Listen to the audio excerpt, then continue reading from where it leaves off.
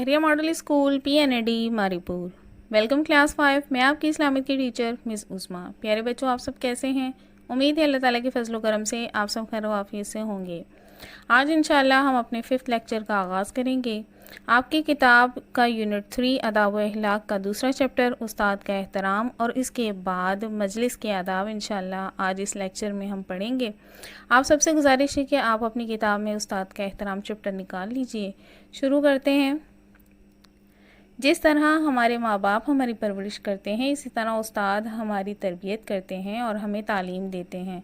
उस्ताद की इज़्ज़त करना हम सब पर फ़र्ज़ है, क्योंकि वो हमें अखलाक का सबक देते हैं और हमारे इल्म में इजाफ़ा करने वाले उस्ताद ही होते हैं। इसलिए उस्ताद को रूहानी माँ बाप कहते हैं।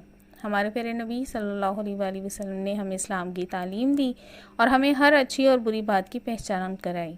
इसलिए वो हमारे प्यारे नबी सल्लल्लाहु अलैहि वसल्लम होने के साथ हमारे मुअल्लिम यानी उस्ताद भी हैं। आप सल्लल्लाहु अलैहि वसल्लम ने फरमाया, बेशक मुझे मुअल्लिम बनाकर भेजा गया। आप सल्लल्लाहु अलैहि वसल्लम जब भी अपने सहाबा इकराम रज़ी अल्लाह तआला अन्हुम को कुछ बताते तो वो तमाम सहाबा इकराम नहायत अदब और खामोशी के साथ सुनते। तमाम सहाबा इकराम हमारे प्यारे नबी सल्लल्लाहु अलैहि वसल्लम से इतनी मोहब्बत और एहतराम करते थे कि हमेशा आप सल्लल्लाहु अलैहि वसल्लम के पीछे चलते और उनके सामने धीमी आवाज़ में बात करते थे। इस सबक में मौजूद मशहूर वाक़े के ज़रिए उस्ताद की अहमियत को समझने की कोशिश करते हैं। एक मरतबा मशहूर खलीफा मामूनुर रशीद ने अपने दोनों बेटों को पढ़ाने के लिए एक उस्ताद मुकर्रर किया। एक दिन उस्ताद को ज़रूरी काम से उठना पड़ा तो दोनों शहज़ादे उस्ताद के जूते उठाने के लिए दौड़े। इस बात पर झगड़ने लगे। आखिर ये फ़ैसला हुआ कि दोनों शहज़ादे एक एक जूता उठा लें। खलीफा को इस वाक़े की खबर हुई तो उन्होंने उस्ताद को बुलाया और पूछा कि सबसे ज़्यादा काबिल इज़्ज़त कौन है। उस्ताद ने जवाब दिया, खलीफा मामूनुर रशीद। खलीफा ने कहा, काबिल इज़्ज़त मैं नहीं बल्कि वो है जिसके जूते उठाने के लिए शहज़ादे आपस में झगड़ते हैं। ये कहकर खलीफा ने सारा वाक़या दरबार में मौजूद सब लोगों को सुनाया। इस वाक़े से मालूम होता है कि उस्ताद की कितनी अहमियत है और उस्ताद का अदब करना कितना ज़रूरी है। प्यारे बच्चों, यहाँ पर मैं आपको एक हदीस नबी सल्लल्लाहु अलैहि वसल्लम सुनाना चाहूँगी। हदीस मुबारका सल्लल्लाहु अलैहि वसल्लम है, उस्ताद और शागिर्द दोनों सवाब में बराबर के शरीक होते हैं। तो यानी सिखाने वाला और सीखने वाला दोनों ही सवाब में बराबर के हकदार हैं। लिहाजा हमें अपने असतिज़ा के एहतराम में इन बातों का ख्याल रखना चाहिए। उस्ताद के एहतराम में हमेशा खड़े हों, उस्ताद के सामने धीमी आवाज़ में बात करें, उस्ताद से कभी भी बहस ना करें। अपने स्कूल के हर उस्ताद को जो आपको पढ़ाते हों या ना पढ़ाते हों ज़रूर सलाम करें। उस्ताद आपको जो तालीम देते हैं उसे अच्छी तरह समझें और उस तालीम से मुतालिक जो भी काम वो करने को दें उसे वक्त पर करें। अगर आप उस्ताद का दिया हुआ काम नहीं करते तो आप उस्ताद की नाफरमानी करते हैं। इसके बारे में नबी करीम सल्लल्लाहु अलैहि वसल्लम ने फरमाया, जिससे इल्म सीखो उसकी इज़्ज़त करो। प्यारे बच्चों, यहाँ पर हमारा चैप्टर मुकम्मल हुआ। मैंने आपको नोट्स दे दिए थे और उसमें इन तमाम चारों सवालात के जवाबात भी दे दिए गए हैं। इनको आपने अच्छी तरह याद करना है। फिर हमारी सरगर्मी थी कि अपनी पसंदीदा टीचर के बारे में 4 जुमले लिखने हैं। ये आपको अपनी कॉपी में ये काम करना है। अब चलते हैं हम दूसरे चैप्टर मजलिस के आदाब की तरफ।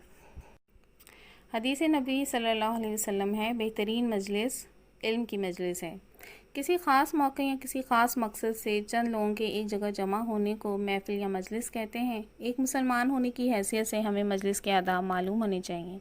हमारा मज़हब इस्लाम हर जगह हमारी रहनुमाई करता है और हमें बेहतरीन अखलाक और आदाब सिखाता है। लिहाजा अगर हम किसी मजलिस में मौजूद हों तो हमें इन बातों का ख्याल रखना चाहिए।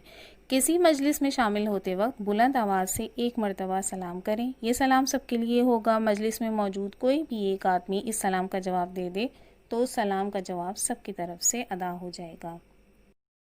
मजलिस में एक दूसरे की खैरियत मालूम करें। किसी नए फ़र्द से पहली बार मुलाकात हो तो खुश अखलाकी से अपना तारुफ़ कराएं और ऐसे पेश आएँ कि वो शख्स ख़ुद को मजलिस में नया महसूस ना करे। मजलिस में ज़ोर ज़ोर से बात करना तहज़ीब के ख़िलाफ़ है, इसलिए हमेशा मुनासिब आवाज़ से बात करना है।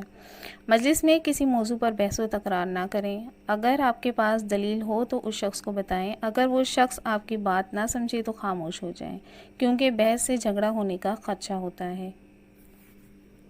ان تمام آداب کو اپنی زندگیوں میں لانا ہے تاکہ ہمارے اخلاق اچھے ہوں۔ نمبر 6 پوائنٹ، ایک دوسرے کے کان میں ہرگز بات نہ کریں، یہ انتہائی بد تہذیبی ہے کیونکہ کسی اور کو یہ غلط فہمی ہو سکتی ہے کہ شاید اس کے بارے میں بات ہو رہی ہے۔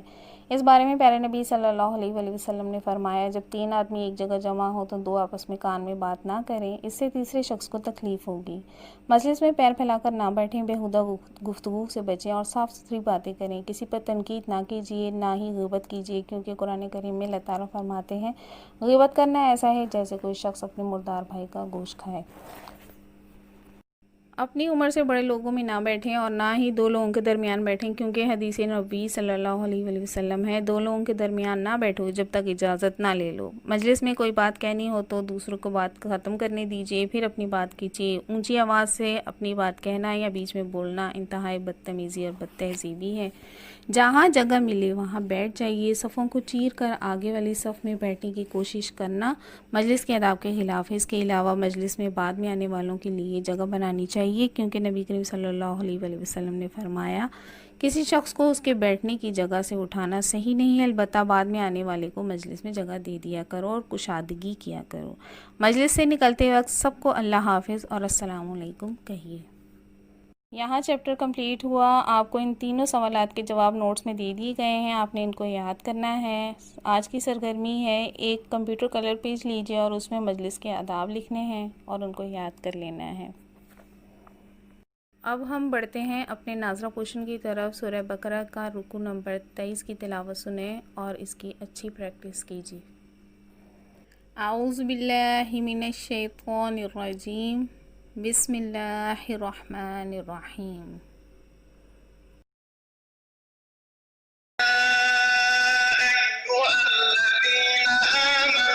كتب عليكم الصيام كما كتب على الذين من قبلكم لعلكم تتقون۔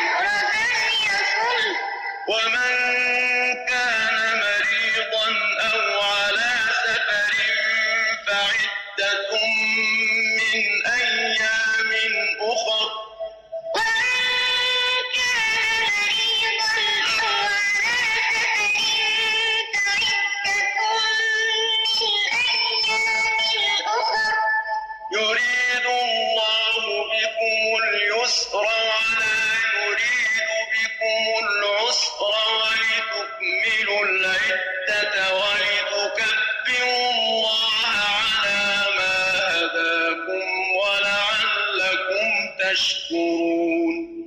يريد الله بكم اليسر ولا يريد بكم العسر ولتكملوا العدة ولتكبروا الله على ما هداكم ولعلكم تشكرون.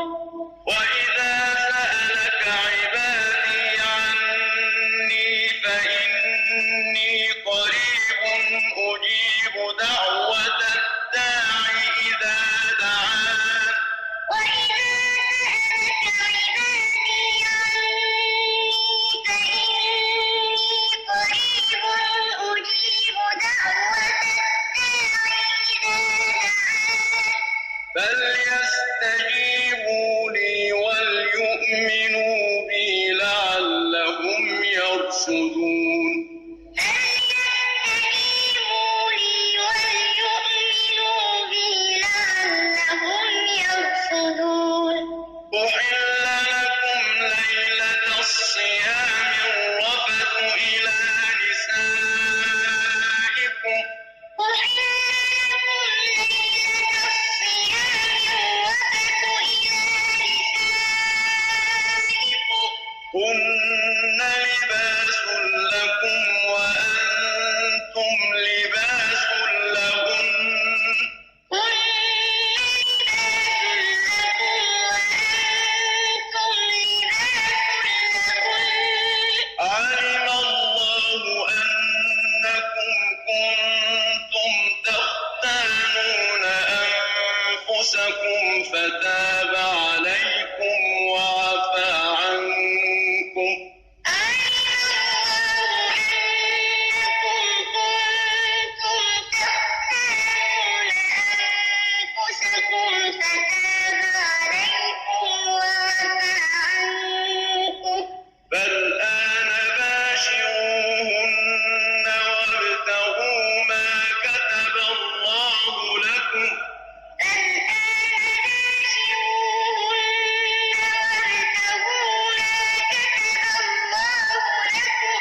وكلوا واشربوا حتى يتبين لكم الخيط الأبيض من الخيط الأسود من الفجر. وكلوا واشربوا حتى يتبين لكم الخيط الأبيض من الخيط الأسود من الفجر. ثم